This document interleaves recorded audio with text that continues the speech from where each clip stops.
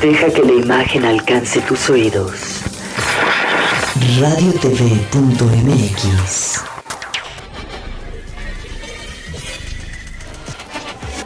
RadioTV.mx presenta.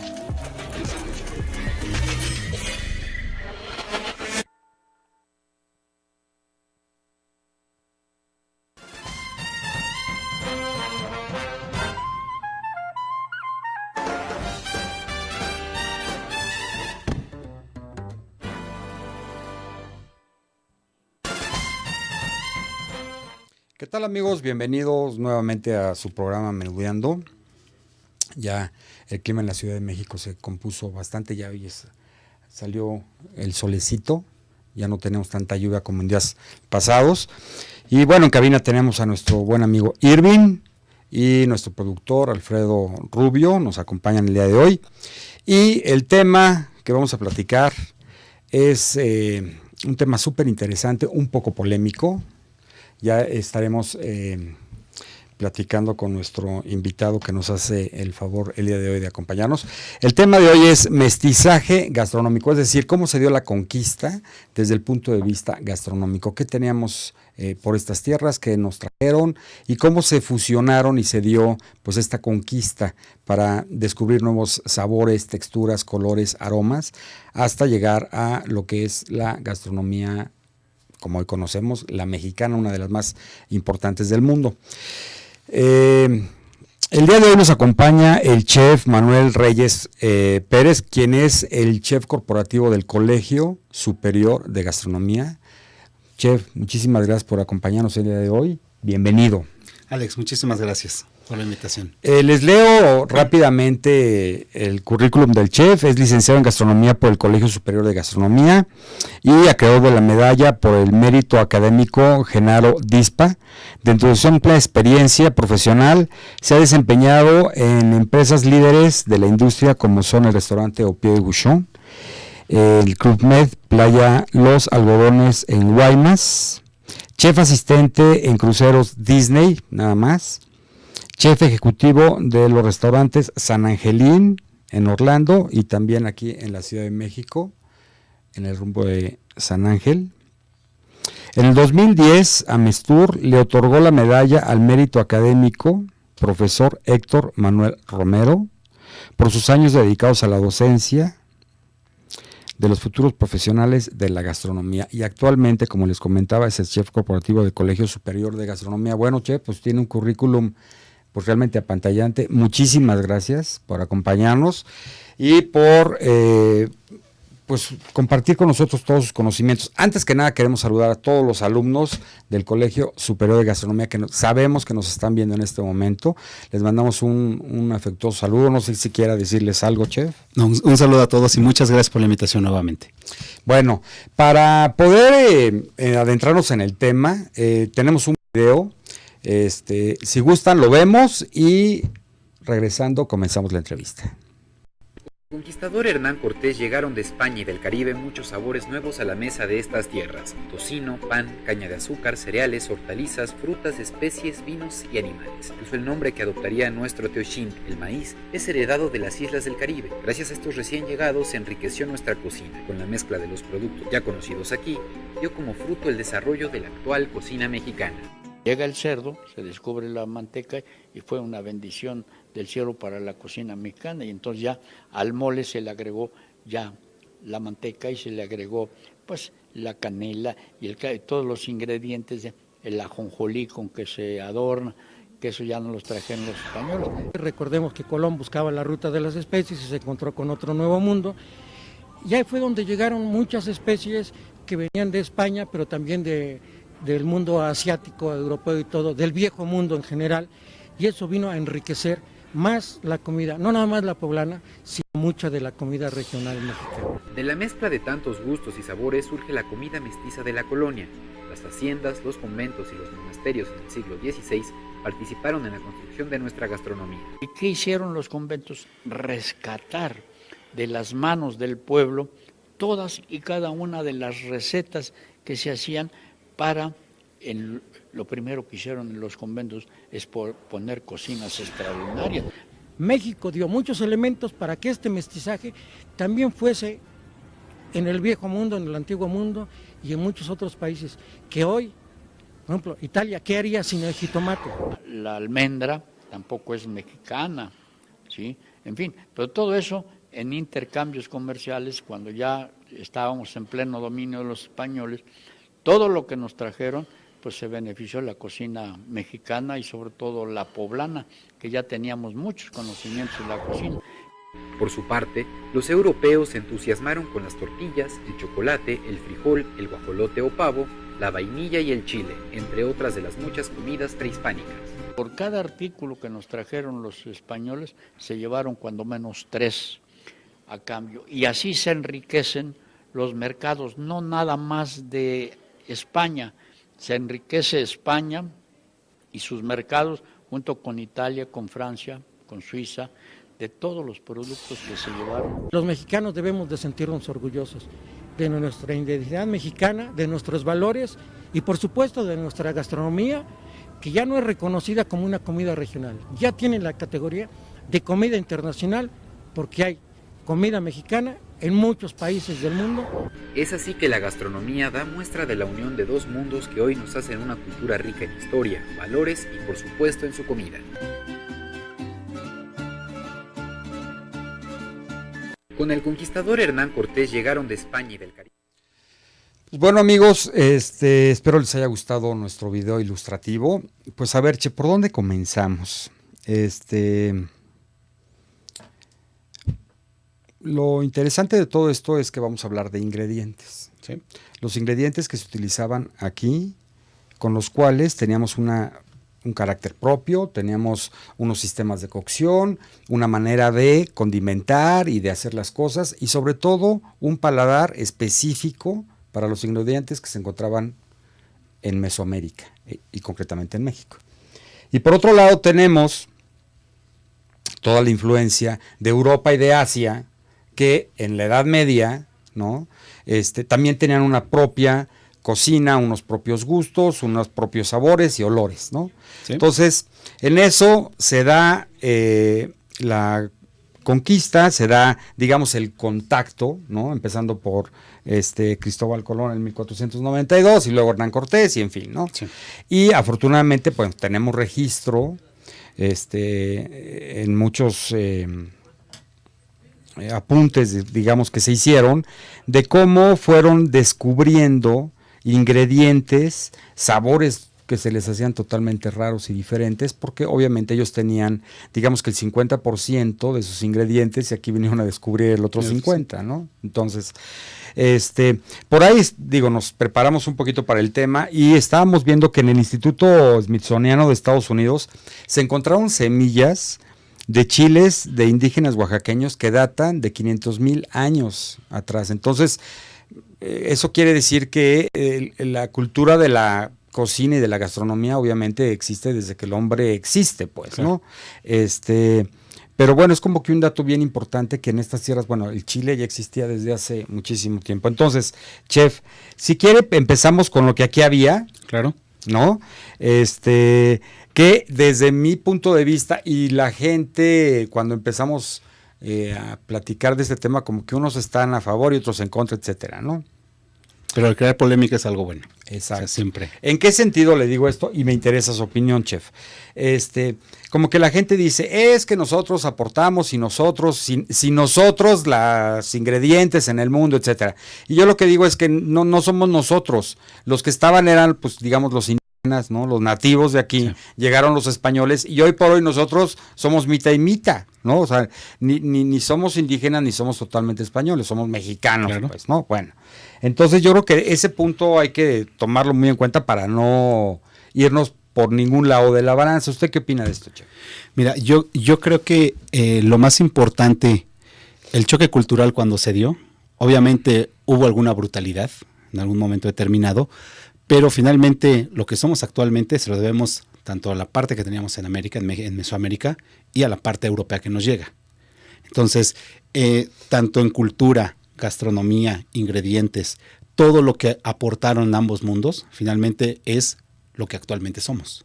O sea, ese es mi principal punto de vista. En cuestión de ingredientes se enriqueció, obviamente, tanto de este lado como del otro lado, por todo lo que trajeron, por todo lo que llevaron, y eso fue creando que la gastronomía y la forma de comer se fuera haciendo mucho más amplia. Ok. En cuestiones de enriquecimiento, yo sí estoy seguro que nosotros de este lado,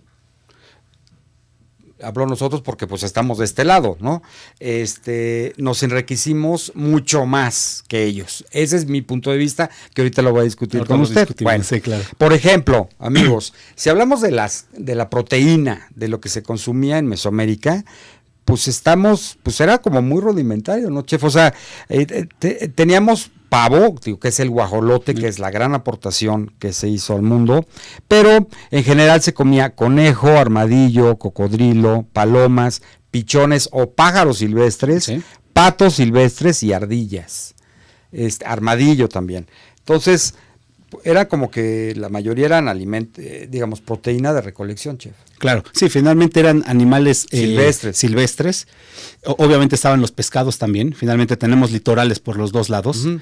Y la historia cuenta lo que Moctezuma, cuando quería pescado, obviamente le llegaba fresco el pescado del Golfo. Que se lo traían corriendo. Que lo traían corriendo. Entonces, yo creo que sí, independientemente si era más rudimentario, ¿no? Yo lo veo desde otro punto de vista. En algún momento la comida era más sana. Finalmente, todos los problemas de colesterol vienen, ¿por qué? Por triglicéridos, ácido úrico, por la res y el cerdo, que finalmente llega de Europa. Entonces, no es que fuera mala o rudimentaria, desde mi punto de vista era simplemente diferente. Pero era como muy simple, claro, ¿no? Claro. O sea, ahora, digamos que básicamente la alimentación se basaba en el frijol y el maíz, ¿no? Sí. Ok, en cuanto a los pescados, obviamente teníamos dulces y salados, sí, ¿no? Pero la proteína, digamos que no era del consumo abierto para todo el mundo, era como en ocasiones muy especiales, reservado a ciertas castas, claro, ¿no?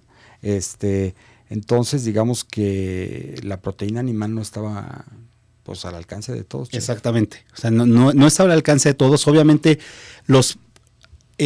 había 4 productos principales, que finalmente eran los que toda la población comía, que finalmente era el maíz, era el principal, y siempre que se siembra maíz, al lado se siembra chile, se siembra calabaza y se siembra frijol. ¿Por qué? Por todas las guías que se van enredando en la caña todos los quelites, ¿no? Todas las hierbas. ¿no? Entonces, por algo también hay un gran libro de herbolaria, tanto medicinal, uh-huh, que finalmente era con lo que las antiguas culturas se curaban algún malestar. Es decir, en su pequeña parcela tenían todo lo que necesitaban. Claro, básicamente. El frijol, el maíz y el chile. Claro. Ya con eso sí, se alimentaban. Exactamente. Ok. Entonces, una de las grandes aportaciones pues fue el maíz, ¿no? El maíz, sí. Que básicamente cómo se preparaba. El maíz, independientemente del producto, la gran técnica que se aporta también al mundo es la nixtamalización. O sea, el maíz como tal, tú no puedes hacer una tortilla si no está, previamente el maíz está pasado por este proceso, que finalmente es una cocción en agua con una cal volcánica que se tiene que apagar antes para que se produzca el maíz no tiene almidón. Por lo tanto, con la cal lo que vas a provocar es que se pueda hacer flexible y manejable. Y que reviente, como que dicen, reviente, ¿no? Exactamente. Entonces, ese es un proceso que lo tomamos nosotros, o sea, como mexicanos, y ya actualmente ya se está difundiendo en el mundo también ese proceso. Y esta nixtamalización nos da como resultado la tortilla. Exactamente. ¿No? El poder manejar el maíz como tal, o sea, ya para hacer toda la variedad de productos que se pueden encontrar con maíz. Ok. Que en este entonces, yo supongo que era la tortilla y era, por ejemplo, el atole, ¿no? Como espesante, digamos. Sí, antes de la conquista, lo que obviamente no había leche en México, uh-huh, casi todo se hacía con agua. Uh-huh. Entonces si lo llamamos como atoles, pues eran atoles de agua en un momento determinado. Ok. Entonces, tenemos aportaciones, la calabaza, chef, que es como muy importante, sí, el zucchini, ¿no? Sí. En italiano. El ejote, que bueno, es, digamos, el frijol, cuando todavía está en vaina, el chayote. Una aportación súper importante fue el jitomate o tomate, ¿no? Sí. Nosotros le decimos jitomate, sí, pero en el resto del mundo le dicen tomate. Y al tomate nosotros es pues ahora sí que el jitomate verde o el tomate, no es jitomate verde, es el tomate, ¿no? Sí, claro. Que como dato cultural, el tomate no se siembra más allá de nuestras fronteras, chef. Es como delimitado a el territorio mexicano, apenas está empezando como que a salir, pero es como que un gusto muy peculiar de nosotros. Sí. Pero bueno, el jitomate, ¿qué opina usted, chef? Que de esta aportación extraordinaria que le da identidad a otras gastronomías súper importantes del mundo. Claro, finalmente, no quiero decir la gente que está en el medio, pero mucha gente cree que el jitomate es italiano. Uh-huh. ¿Por qué? Finalmente por la salsa para pizzas y que en Italia se dan también muy buen tomate, como ellos lo llaman, pero el origen del jitomate es aquí en México. Creo que no podríamos hablar de una gastronomía mexicana sin pensar en un jitomate, o sea, que es un ingrediente básico. O sea, finalmente puedes hacer salsas, puedes hacer tanto crudas como cocidas, picadas, un pico de gallo, su base siempre va a ser jitomate. Y obviamente fresco, para cualquier tipo de ensalada lo podemos Yo no sé usted utilizar. qué opine, pero yo creo que no podemos hablar de muchas gastronomías a nivel mundial sin el jitomate. De otras, como la oriental, ¿no? Que, digamos, no lo utilizan con tanta... Sí, claro. De hecho, lo utiliza muy poco. Pero de ahí el resto es como un todos ingrediente, claro, ¿no? básico. Luego tenemos los chiles, el cacao, la vainilla, aguacate, nopal, tuna y papa. Pero, ¿qué le parece si platicamos de estos regresando del corte? Claro que sí. Sale. Ahorita regresamos, amigos.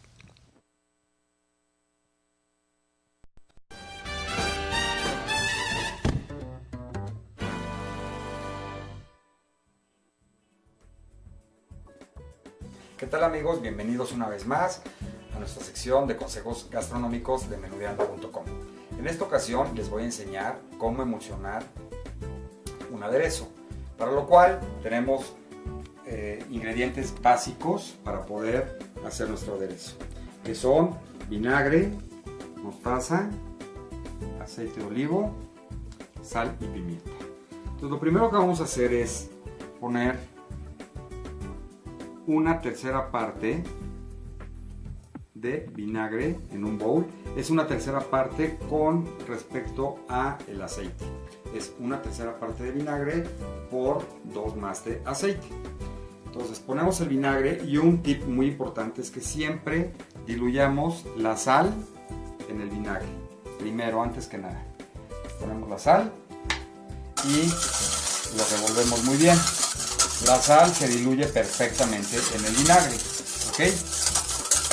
Entonces, el siguiente paso le vamos a agregar una cucharadita de mostaza Dijon y lo vamos a nuevamente diluir perfectamente en el vinagre. Un toque de pimienta y la clave para que podamos emulsionar este aderezo es irle agregando el aceite en forma de hilo poco a poco. Como ven, se va incorporando perfectamente y hay que moverle constantemente y de una manera uniforme, ¿sí? Hasta obtener un aderezo cremoso, uniforme. Es, digamos, como hacer el proceso de una mayonesa. Podemos sustituir la mostaza por una yema de huevo y queda perfectamente. ¿Sí? Y ven cómo se va espesando perfectamente. No se corta, no le tengan miedo.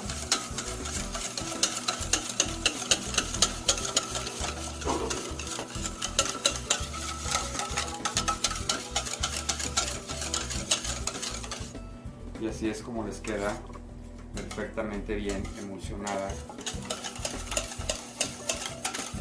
este aderezo para una ensalada, vegetales crudos o vegetales al vapor o a la plancha, lo que ustedes gusten.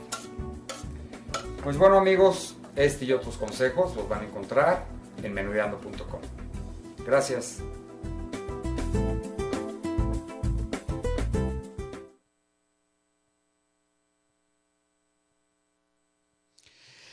Ok, Che, pues nos quedamos en en las aportaciones, ¿no? De Mesoamérica al mundo. Y nos quedamos en el Chile, Los chef. chiles. ¿Cómo ve? Mira, aparte del dato que tú mencionaste sobre el origen de los chiles en Oaxaca. en Oaxaca, digo, hay otra historia también donde mencionan que se encontraron en las heces fecales de los pájaros en Perú, mire. heces fecales perdón, residuos de Chile también. Claro. Digo, y lo puedes creer porque finalmente el pájaro es un ave migratoria. Entonces pudo haber estado aquí y pudo viajar hacia el sur. Entonces, en esto hay muchas leyendas, muchas cosas que pueden ser verídicas en un momento determinado y que pudieron haber sucedido a la par, ¿no? En un Y, momento. chef, ¿qué le aporta el chile a la comida? Mira, obviamente como mexicanos, si hablamos de la mayoría de la población, el chile siempre va a ser un ingrediente básico. Yo lo veía en casa, en mi abuelo él no comía si no había por lo menos un chile serrano o un chile jalapeño entero, y era, aunque la comida tuviera chile, él siempre tenía que morder un chile. Y yo creo que así como él, ¿Pero muchísima qué gente. Es como vicio, como una droga, porque el chile en sí, digo, Yo creo que es como un mal necesario para Exacto. mucha gente. Es un mal necesario, o sea, porque de momento puedes estar, digo, un taco puede ser no muy buena la calidad de la carne, pero si tienes sin una buena salsa. un taco sin salsa, pues Claro. como el taco. Sí, exactamente. La verdad. Entonces, y puede estar muy picante la salsa y estás sudando y estás llorando de tanto que pica, pero está tan rica que finalmente te la sigues comiendo. O sea, Y aparte, bueno, esta aportación, yo me pongo a pensar en toda la gastronomía hindú, por ejemplo. Yo no concibo la gastronomía hindú si no es picante. Claro, ¿no? exactamente. O la gastronomía del norte de China, por Sí, ejemplo, sí, ¿no? sí, sí. Que es súper picante. Sí. Imagínense. Bueno, luego tenemos el cacao, chef. Sí, déjame nada más hacer algo más Lo sobre que el chile. quiera, chef. Digo, finalmente, la gran variedad que tenemos en México Ujú. es tanto chiles frescos como chiles secos. Claro. O sea, que incluso el mismo chile en un lugar, o sea, se llama de una forma, en otro lugar se llama de otra, de acuerdo a la región en la que estés.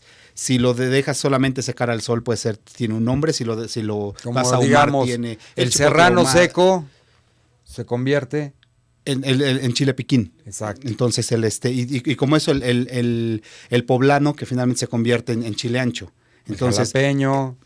¿no? todos eso, o sea, finalmente son técnicas que se hicieron aquí en México también. Entonces, esa ha sido otra Que aportación. son técnicas de conservación. Sí, y que gracias a eso los chiles ya secos finalmente se pueden exportar. Entonces es más fácil poder hacer gastronomía mexicana fuera de México. Y es importante, amigos, señalar que también hay chiles picantes, muy picantes, como el habanero, y chiles dulces como El chile de agua. el chile de agua o el... Ay, se me olvidó. Pimiento, No. como el pimiento. Bueno, luego, chef, el cacao. Este tema es impresionante. El cacao Podemos tener muchos programas nada Sí, más claro. del cacao. Sí.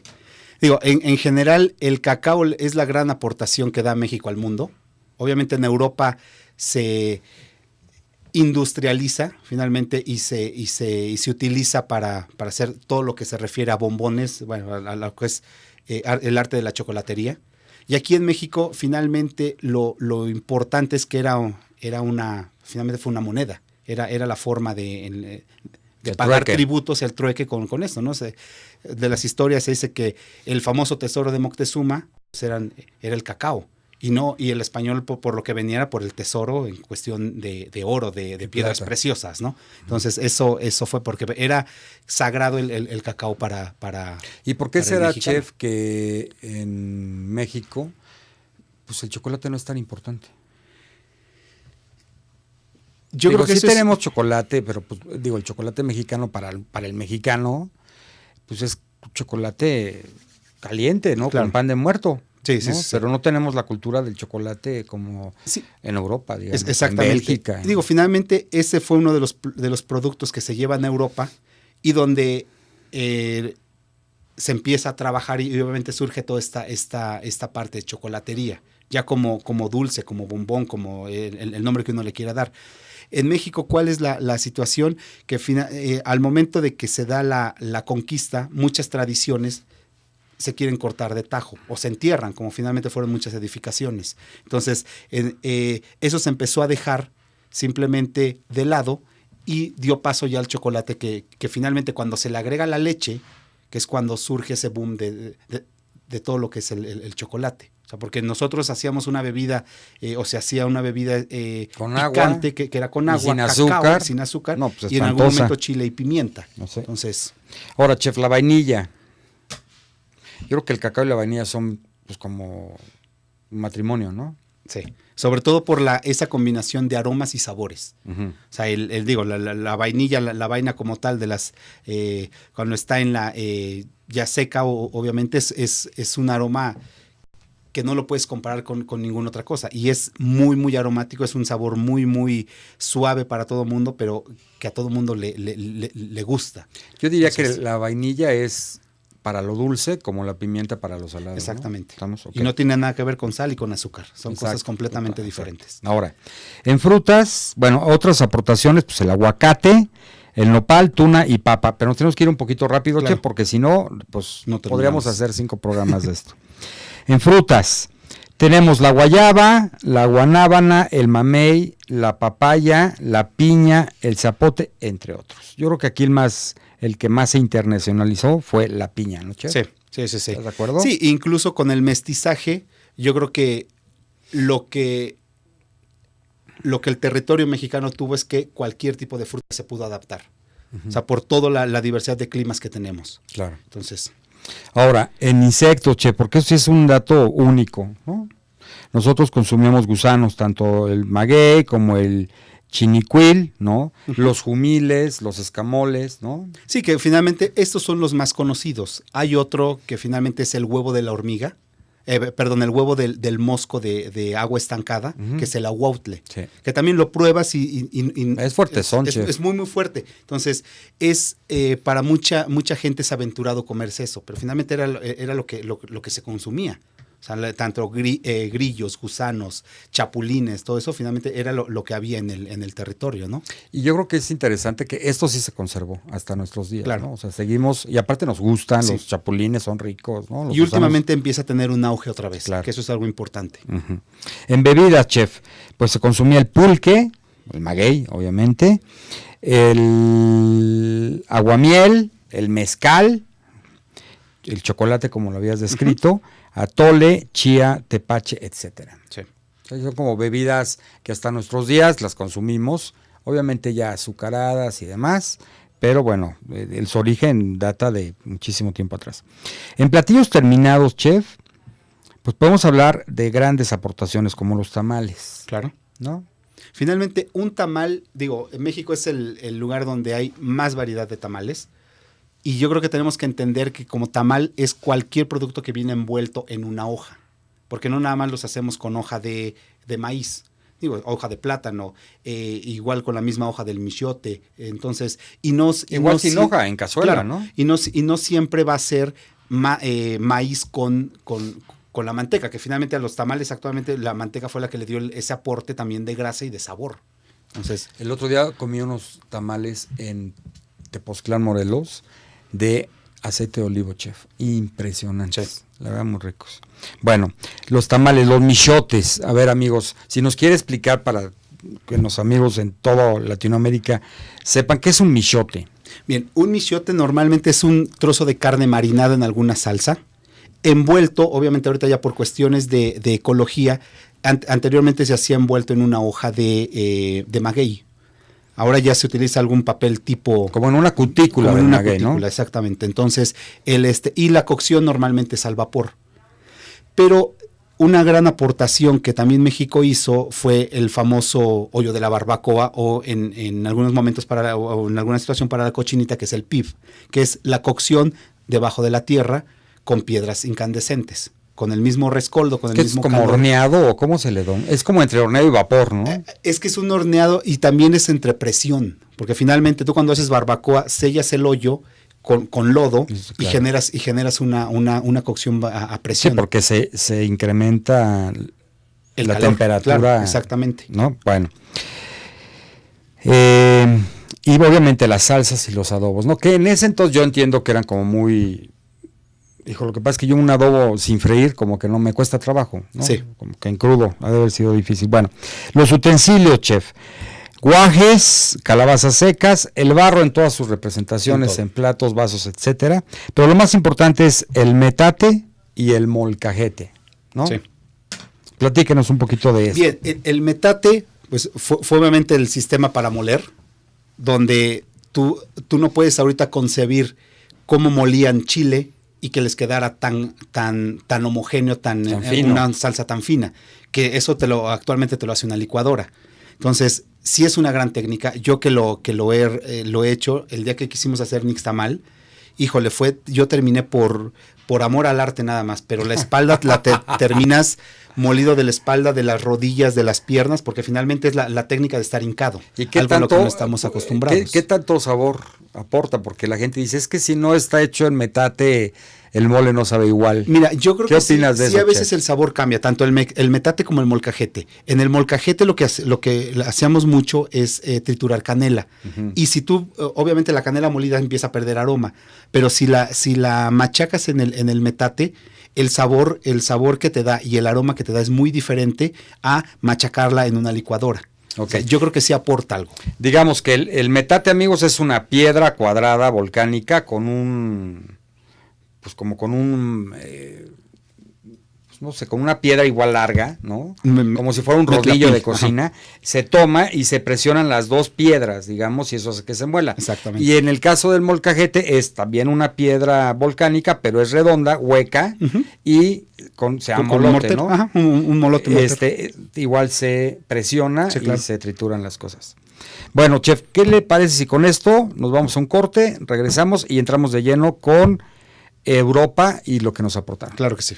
Ahorita Gracias. regresamos. Los dejamos con una receta de chocolate que creemos es una receta emblemática de cómo se dio esta mezcla de ingredientes. Ahorita regresamos.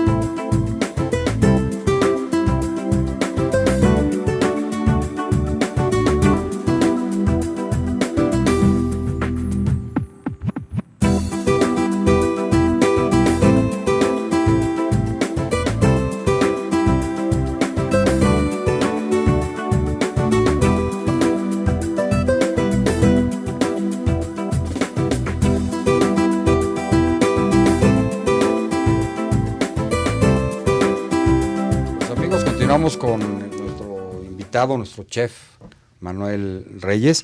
Chef, por último, para hablar de aportaciones de América, los sistemas de cocción. Usted nos comentó algo bien interesante, el sistema de cocción de la barbacoa. Platíquenos un poquito, ahora sí que rápidamente, en qué consiste, mi chef. Sí, el sistema de cocción de la barbacoa, de la cochinita pibil, es hacer un hoyo en la tierra, obviamente calentarlo, que finalmente eso se calienta con leña y con piedras volcánicas incandescentes que pueden mantener el calor, y de ahí esperar a que se apague para que con el rescoldo o la brasa nada más, ya que esté apagada, se coloca la carne, se tapa, finalmente se envuelven en pencas de maguey principalmente para evitar que la tierra pueda caer en el producto, se tapa y se hace y se sella herméticamente para con ese mismo calor que hay dentro de la tierra se puede hacer la cocción. Y básicamente es esperar a que se cueza. Poner y esperar. Okay. Bueno, entonces en ese entonces contábamos con, obviamente, el horneado, en este caso de barbacoa, y yo creo un sistema de cocción bien importante, el vapor, ¿no? Sí.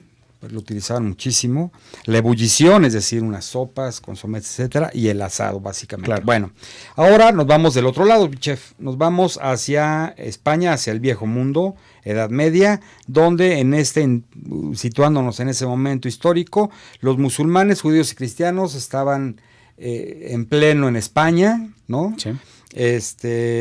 Y se da el contacto con América, y nos aportan infinidad de ingredientes, claro, que yo no concibo como chef la cocina hoy por hoy sin estos ingredientes tampoco. Bueno, en el caso de los condimentos, chef, nos traen albahaca, canela, pimienta, el perejil, el cilantro, fíjese, ¿sí? El romero, el comino, el clavo, el tomillo, la mostaza, la nuez moscada, el jengibre, la menta, el orégano, entre otros, amigos, ¿no? Sí, claro. O sea, estos condimentos son, ahora sí que, un mole sin varios de estos no es mole. El chocolate que acaban de ver, ¿no? Claro. Sin canela, pues no es chocolate. El chocolate mexicano sin canela y sin vainilla. Bueno, ¿qué opina de todos estos ingredientes? Mira, yo creo que esto... El cilantro.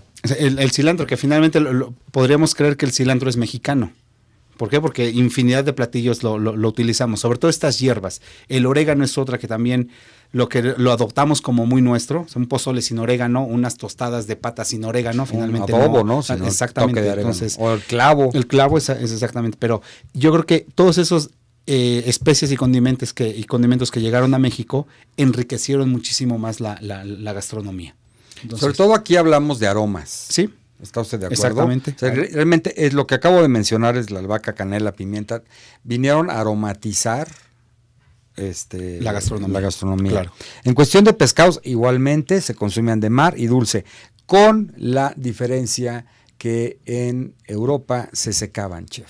¿Sí? Existía el sistema de secado a base de sal, que eso le da como que otro sabor y otra consistencia. Exactamente. ¿No? En carnes, lo que nos aportan pues son todos los derivados de la carne de las vacas, del puerco, el cordero y pollo, entre otros.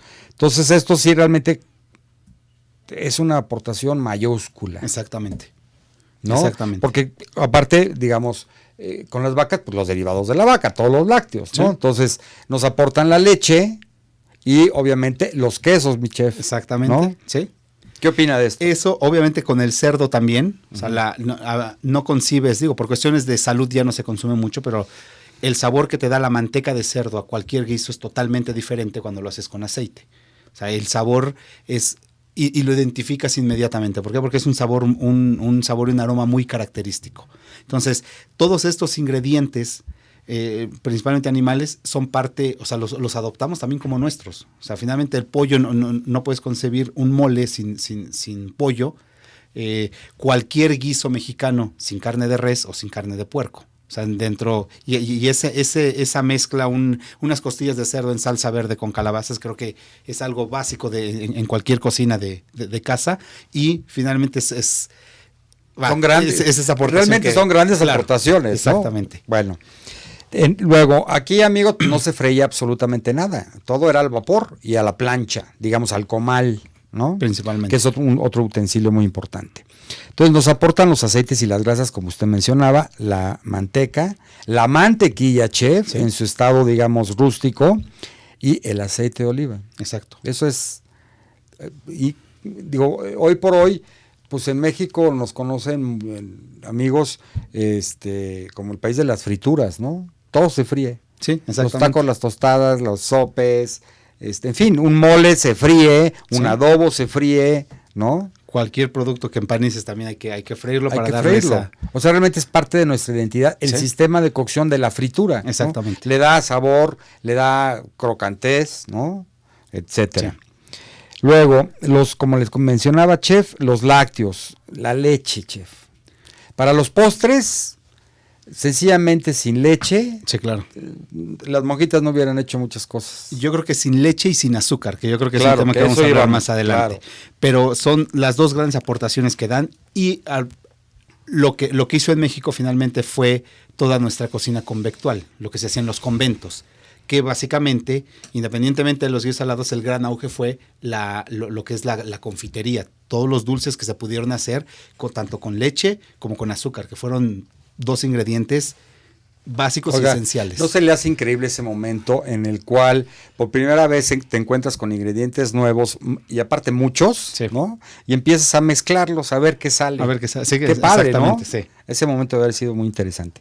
Bueno, en vegetales nos aportan básicamente la berenjena, la zanahoria, las lechugas y todos sus derivados de verdes, el pepino, el nabo y lo más importante, chef, el ajo y la cebolla. Sí. ¿Cómo ve esto? Sí, yo creo que esa fusión se dio entre ajo y cebolla. No concibes nada si no le pones ajo o cebolla. O sea, hay gente que le puede o no gustar, pero finalmente es lo que le va a dar el sazón a cualquier guiso. Y la personalidad. Y la ¿no? personalidad. Es claro. Como, aparte, independientemente, es como es la columna vertebral, ¿no? Sí. Punto. Sí, sí, sí. Un asado sin ajo, una marinada sin ajo y sin cebolla, un aderezo. Cualquier salsa. Cualquier Necesitamos adobo, ajo y cebolla, cualquier claro. salsa sin ajo y cebolla, pues es jitomate molido, nada Sí, más. claro, exactamente. Entonces, por eso les decía, amigos, que no hay que ser tan apasionados de que en México no.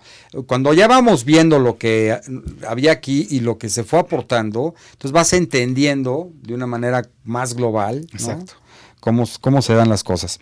Luego, en frutas, chef, nos aportan la manzana, la pera, la uva, que ahorita platicamos de la uva, el melón, el melocotón, durazno, ciruela y lo más importante, los cítricos. Sí. La naranja, los limones, la toronja. O sea, a todos los mexicanos le ponemos limón, Sí. ¿no? Desde la sopa hasta lo que Es más, sea. en Perú un buen ceviche, ¿no? Sí, claro. En México igual. Y una aportación importantísima fue la vid, ¿no? Sí, La uva junto con el vino. claro. Que nosotros, pues aquí no consumíamos, digamos, ese tipo de bebidas alcohólicas. Sí teníamos, pero con tanta personalidad y trascendencia. Sobre todo con todo lo que actualmente se genera alrededor del vino. Claro. Entonces es algo muy, muy importante. Yo creo que de todos los ingredientes que hemos mencionado, una parte es que México tiene esa tal diversidad de climas que te da para poder sembrar cualquier cosa. Siembras piedras y algo va a salir. Súper bien yo creo que es lo más importante que tiene este país, ¿no? Tiene usted toda la razón y es un punto que yo no había caído. Todo lo que aportaron no sirve de nada si no hubiera habido tierra fértil para poderlo reproducir en estas tierras o llevarlo allá. Claro. Como ejemplo, chef, otro de los ingredientes vitales es el trigo, ¿no? Pero nosotros nos tardamos en América 50 años en implementarlo. Sí. Y el maíz en Europa tardó más de 200 años, chef. Entonces... Sí, y el sabor son completamente diferentes. Claro. Entonces, Bueno, de hecho el maíz en Europa por muchos años fue alimento de ganado, ¿no? Exactamente. Okay. Luego, el azúcar, chef. La caña de azúcar.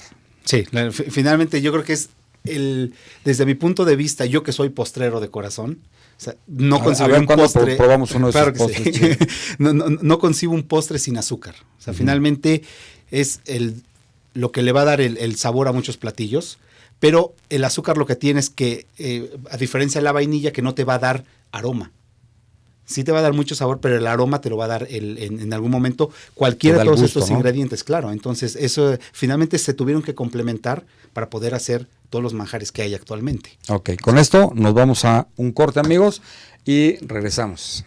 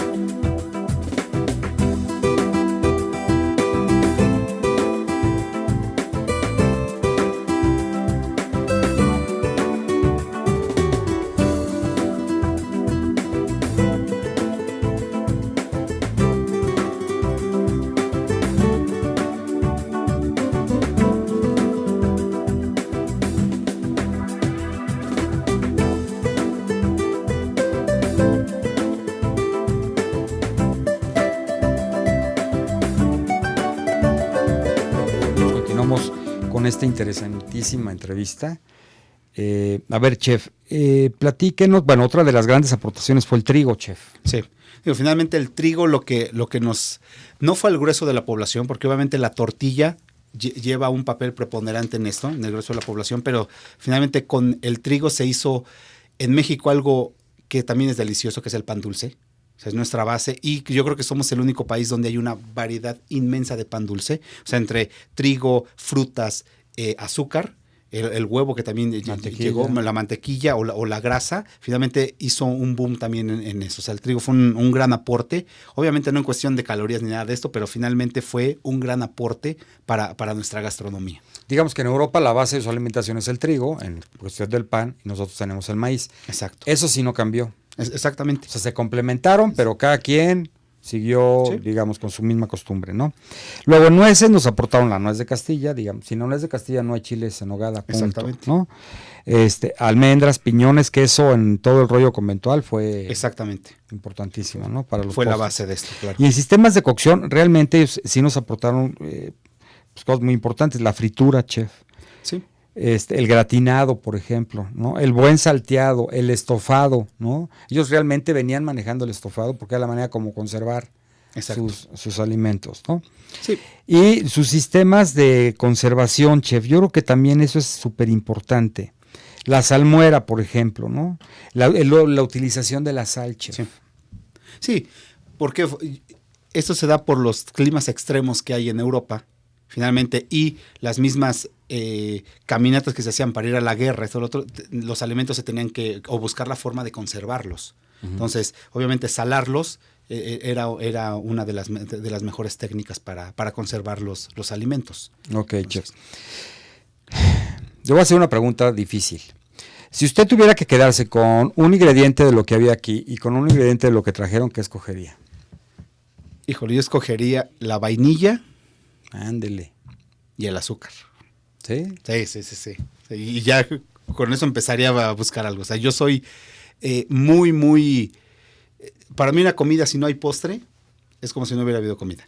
Yo siempre tengo problemas entre escoger el aceite de oliva y el ajo, por ejemplo. Sí.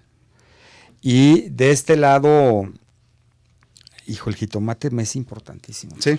Sí, es que no hay un solo ingrediente que digas, o sea, el jitomate solo como tal, a lo mejor no te va a aportar nada, pero sí necesitas 3 o 4 ingredientes para poder hacer algo.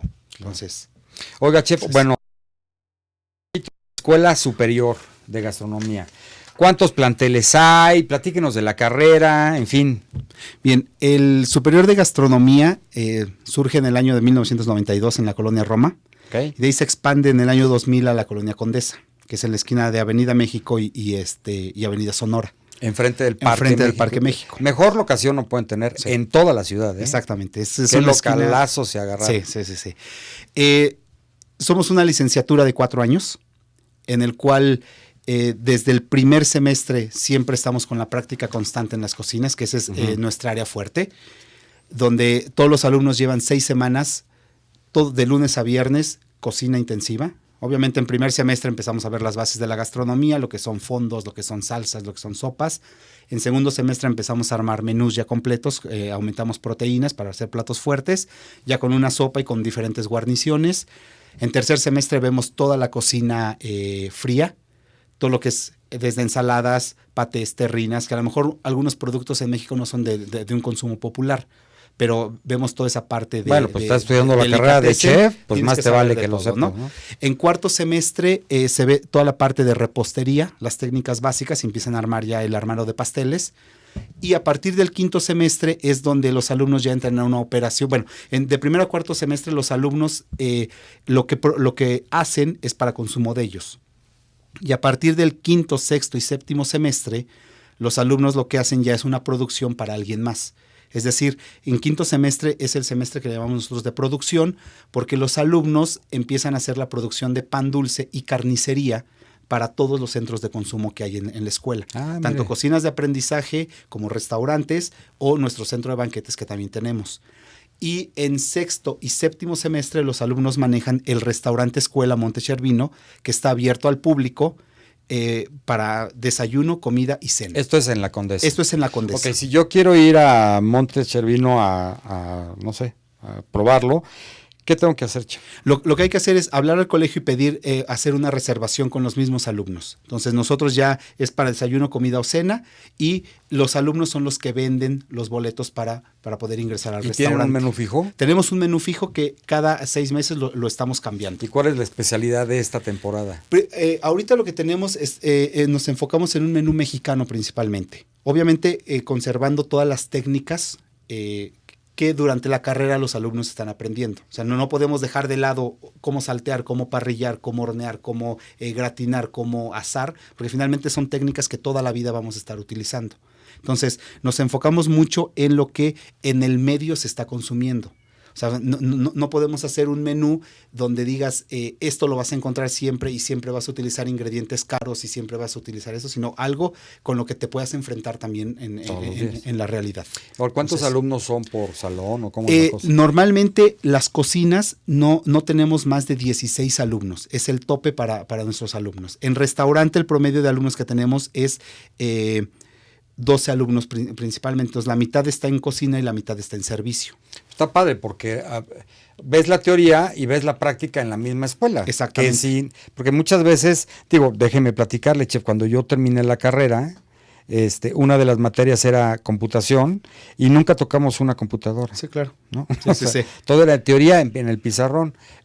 Nunca fuimos a trabajar de meseros o en fin, ¿no? Sí, y los alumnos también tienen un periodo de prácticas externas, que obviamente es irte a un hotel principal. Lo que se buscan son hoteles reconocidos, donde sabemos que el movimiento siempre va a ser fuerte. ¿Para qué? Para que los alumnos conozcan también lo que se maneja en el medio. ¿Y las inscripciones son anuales, semestrales? ¿Cómo es la cosa? Aquí estamos abriendo cada semestre. Entonces, en agosto y en febrero es cuando arrancamos siempre un semestre. ¿Y tienen algún curso? O sea, ¿tengo que estudiar la licenciatura o puedo estudiar un curso de repostería? Mira, para estudiar la licenciatura obviamente necesitas un bachillerato terminado, pero también lo que tenemos es una escuela de vinos, donde se dan diplomados ahorita con todo esta cultura que se está generando en México con el vino. Hay un diplomado que sí es casi un año, pero también hay cursos cortos, tanto de gastronomía como de servicio de vinos principalmente, o la dirección de restaurantes. Y yo supongo que esta información la encontramos en el sitio web www.superiordegastronomia.edu.mx, ¿sí? En su página de Facebook, que es Superior de Gastronomía, en su Twitter, que es @sgastronomía. Exactamente. Tenemos 2 teléfonos, el plantel de Lomas Verdes, 5344-5170, y en el de la Condesa, 5584-3800. Exactamente. Esos son los datos de contacto. Bueno, chef, lo invito a que pasemos a la sección de recomendaciones de la semana. Claro. Que en esta ocasión, amigos, escogimos 3 restaurantes de comida prehispánica aquí en la Ciudad de México. El primero de ellos es el restaurante Chón, que su chef es el chef Faustino Rojas, que es muy interesante. Él es hijo de el originario, el chef Chon, ¿no? Okay. En este restaurante podemos degustar escamoles, jabalí, gusanos de maguey, armadillo, imagínense, cosas muy exóticas, y se encuentra en la calle de Regina 160 en el centro. La segunda recomendación es la cocina de San Juan, que es del chef Benjamín Ibáñez, y aquí podemos degustar venado, el chinicuil, que es una especie de gusano, ¿no? Gusano rojo, que también es de el maguey, escamoles, que los escamoles, amigos, son las larvas de hormiga, ¿no? Y está en Ernesto Pujibet, en el centro. Y por último tenemos el sabor de cuna, que aquí podemos encontrar gusanos de maguey, escamoles, venado, chapulines, etcétera. Y está en Guadalupe Ramírez 180, igualmente, no, en este está en Xochimilco. 2 en el centro y 1 en el sur de la Ciudad de México, para que se animen, vayan, prueben algo totalmente diferente. Chef, como conclusión, ¿qué podemos decir de esta fusión gastronómica? Mi conclusión es que simplemente fue el amalgamar sabores, amalgamar aromas para poder crear la gran gastronomía mexicana que tenemos. Y que obviamente nos debemos sentir orgullosos de lo que tenemos.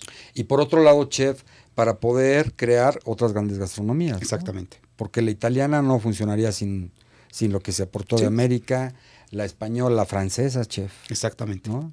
Y nosotros no seríamos lo que somos sin los ingredientes que nos aportaron del mundo. Imagínense la chocolatería belga de entrada sin el cacao. Sin el cacao. Y sin la vainilla. Exactamente. ¿No? Exacto. Y no nada más hemos contribuido en sabores, texturas, colores y aromas, sino también en la economía, chef, y en la identidad de los pueblos, ¿no? Sí. Y nos han aportado infinidad de, pues como de nuevas experiencias, yo lo llamaría así, ¿no? Sí. Yo creo que hablando en un sentido muy figurado, yo siempre he dicho que cada cabeza es un mole. Entonces, ¿por qué? Porque finalmente tú puedes ir a cualquier pueblo y puedes comer el mole, pero el mole de la receta de la familia siempre va a ser único, ¿no? Entonces, así es nuestra gastronomía de amplia. Pues con esta frase del chef terminamos. Chef, muchísimas gracias, Chef Manuel Reyes, del Colegio Superior de Gastronomía. Lo queda al aire, formalmente invitado para otra. Muchísimas gracias más. por la invitación. invitación. Agradezco muchísimo. Gracias. Y amigos, con esto terminamos su programa Menudeando. Acuérdense que nos vemos el próximo miércoles a la 1 de la tarde para una emisión más de este mundo gastronómico tan interesante. Hasta entonces, muchas gracias.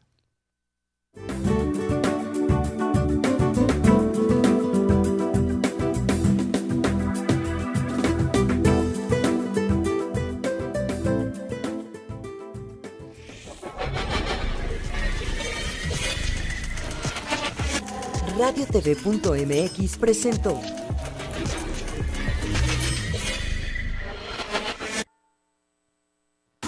Deja que la imagen alcance tus oídos. RadioTV.mx